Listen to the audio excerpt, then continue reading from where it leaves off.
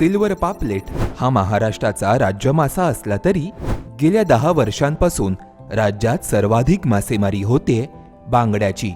समुद्रातील एका बदलामुळे दक्षिणेकडून महाराष्ट्राकडे स्थलांतर केलेले बांगडे नक्की काय दर्शवतायत ते जाणून घेऊया. CMFRIच्या अहवालानुसार महाराष्ट्राच्या मत्स्य उत्पादनात 2024च्या तुलनेत 2025 मध्ये 18% वाढ झाली आहे.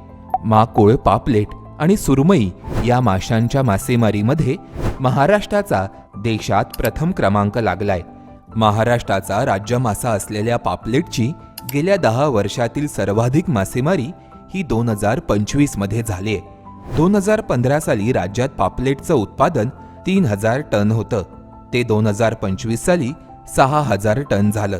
तर 13000 टनाचे उत्पादन घेत मत्स्यप्रेमींच्या लाडक्या सुरमई माशाच्या मासेमारीत देखील महाराष्ट्र देशात प्रथम क्रमांकावर आहे.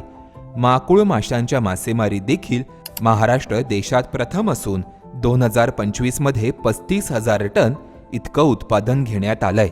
2015 साली राज्यात बांगड्याचं उत्पादन 14,000 टन होतं, जे 2025 साली 55,000 टन झालंय. राज्यात वाढलेल्या बांगड्याच्या या मासेमारीविषयी CMFRIचे अजय नाखवा सांगतात, महाराष्ट्रातील बांगड्याच्या वाढत्या मासेमारीला समुद्रातील काही घटकांबरोबरच मासेमारीच्या बदलत्या पद्धती कारणीभूत आहेत. पर्सिनसारख्या जाळ्याने प्रभावी पद्धतीने मासेमारी केल्यामुळे बांगड्याच्या मत्स्योत्पादनात वाढ झाली आहे. तर सागरी संशोधक प्रदीप चौगुले सांगतात, अरबी समुद्रातील तापमान वाढीमुळे महाराष्ट्रासह भारताच्या पश्चिम किनाऱ्यावरील माशांच्या वितरणात मोठे बदल दिसून येत आहेत.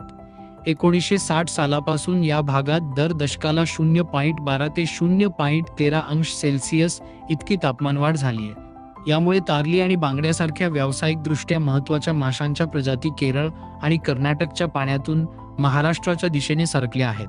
तर पापलेट सारख्या तळाशी राहणाऱ्या माशांच्या प्रजाती उबदार पाण्यापासून दूर जाऊन खोल समुद्रात स्थलांतर करत आहे.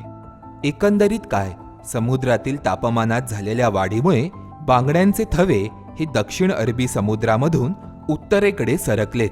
आता राज्यात बांगड्याची मासेमारी सर्वाधिक झाली असली तरी बांगड्यापेक्षा माकुळ मासा उच्च दराने विकला जातो. त्यामुळे माकुळ माशाच्या मासेमारीत झालेली वाढ ही आर्थिकदृष्ट्या राज्याला फायदेशीर ठरले. तुमचा आवडता मासा कोणता हे आम्हाला कमेंट करून नक्की कळवा. पाहत रहा आणि फॉलो करा MHA MTB वाईल्डलाईफ.